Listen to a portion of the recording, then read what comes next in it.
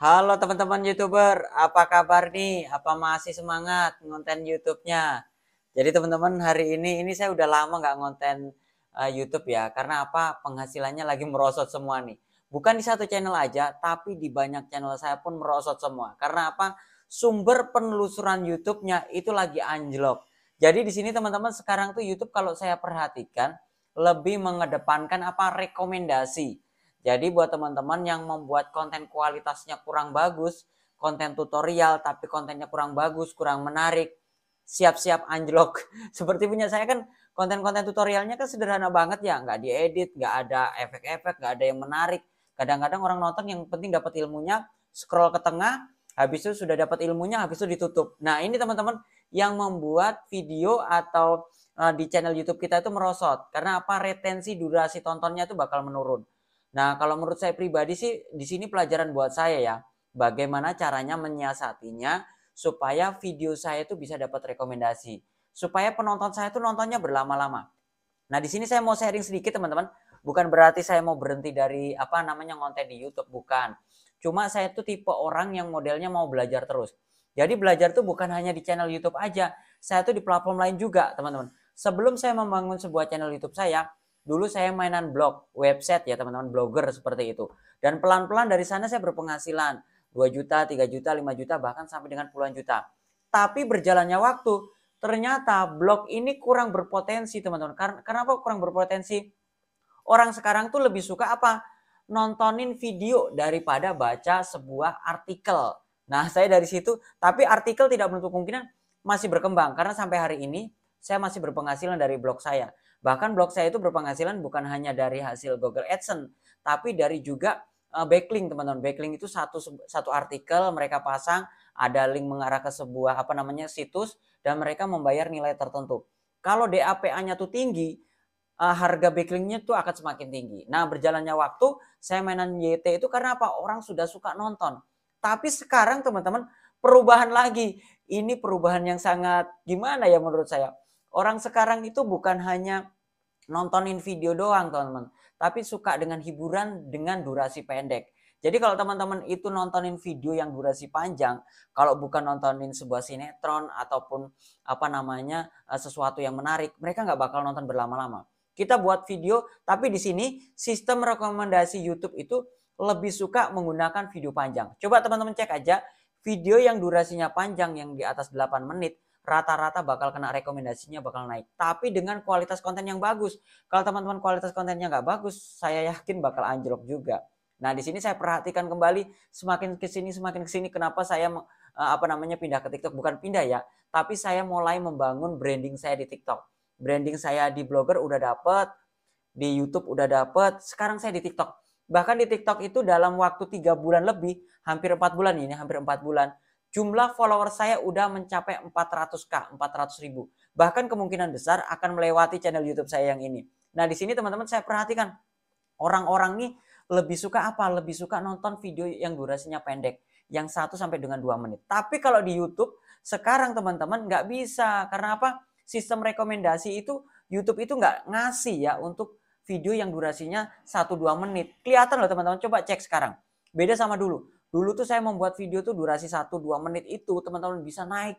Bahkan viewersnya itu bisa jutaan. Sekarang saya udah bandingkan ya, saya membuat video yang durasinya pendek 1-2 menit dengan video yang durasinya panjang yang apa 8 menit atau 10 menit, 15 menit. Rekomendasinya lebih bekerja yang durasinya panjang. Tapi di sini kan begini teman-teman. Kalau kita membuat video apa namanya ini kebutuhannya hanya pendek ya kan, hanya pendek aja, tapi kita buat dengan durasi yang panjang, orang bakal boring, orang bakal bosen. Seperti itu kalau menurut saya. Makanya saya tuh sesuai kebutuhan. Kalau saya bikin tutorial tentang A, ya udah saya bikin tutorial tentang A aja, nggak kesana kemari. Supaya apa? Supaya orang itu setelah nonton video saya mereka suka dan mereka melakukan subscribe ke channel YouTube saya. Sama juga teman-teman saya terapkan di akun TikTok saya. Di blogger, di YouTube, di TikTok itu sama semua teman-teman. Cara kerjanya mereka itu mencari sebuah kata kunci di search engine. Cuma kalau di TikTok itu video kita ditonton orang tuh enaknya gini ya. Mereka tuh pada saat scroll di beranda, mereka tuh langsung nonton video kita tanpa harus ngeklik ya teman-teman. Bedanya gitu ya. Kalau di blogger kan kita mencari sebuah kata kunci cara membuat channel YouTube, cara membuat website. Gitu teman-teman. Kalau mereka suka atau tertarik sama judul yang ada di beranda Google, mereka bakal klik ya. Habis itu yang di YouTube juga sama. Mereka mengetikkan sebuah kata kunci. Kalau mereka suka sama thumbnailnya, mereka suka sama judulnya, mereka bakal klik. Tapi beda lagi di TikTok teman-teman. Kalau di TikTok kan nggak memaksakan. Nah ini teman-teman. Sebenarnya di TikTok itu kalau kita sinkronkan sama dengan video short di channel YouTube.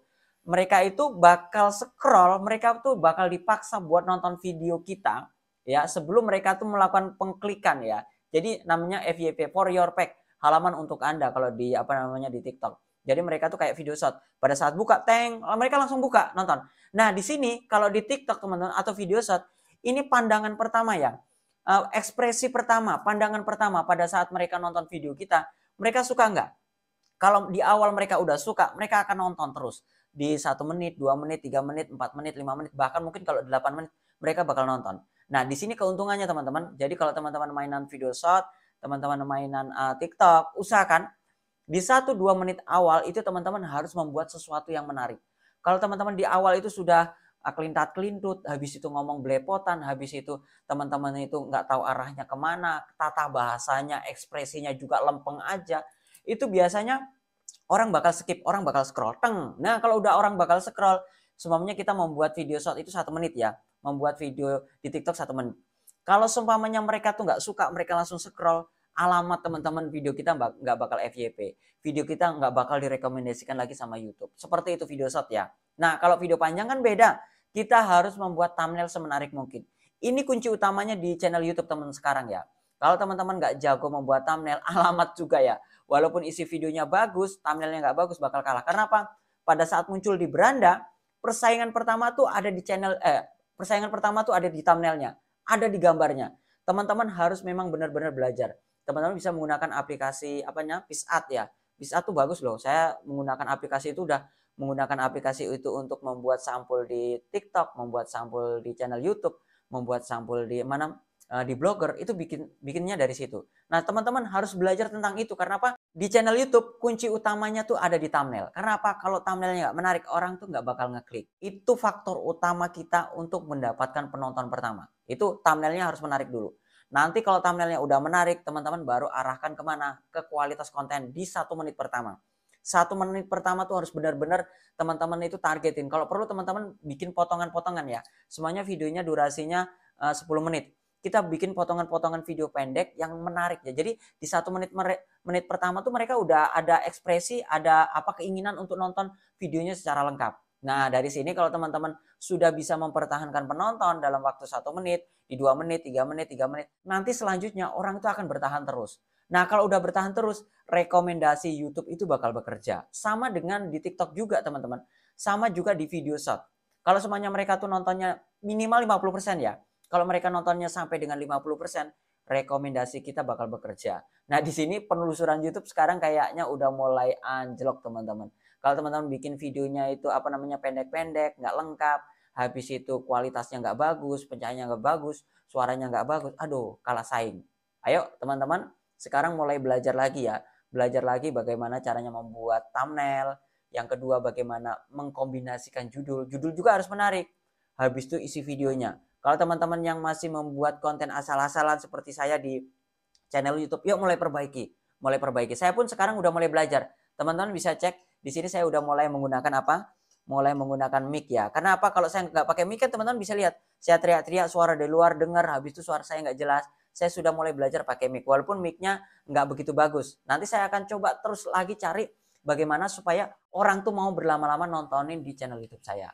Oke, teman-teman itu saja sharing saya. Buat teman-teman yang mau tekun di dunia TikTok, silahkan datang di akun TikTok saya teman-teman.